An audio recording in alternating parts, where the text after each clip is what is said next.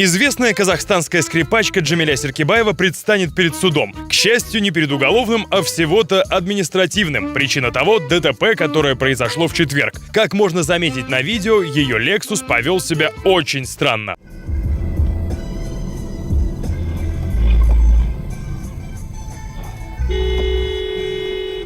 Версий происшествия, как обычно, в таких ситуациях море. Или это неисправность машины, или же роль сыграл человеческий фактор. А может, все дело в каблуках Серкебаевой? Они, как известно, не всегда бывают на руки автолюбительницам. К большому счастью, обошлось без серьезных жертв, хотя одну из потерпевших все же пришлось доставить в больницу с переломом ребра. По информации полиции, Серкебаева была абсолютно трезвой, да и водительский стаж у нее внушительный, более 13 лет. Кстати, жаловаться на скрипачку потерпевшие не стали. Такова уж, видимо, народная любовь.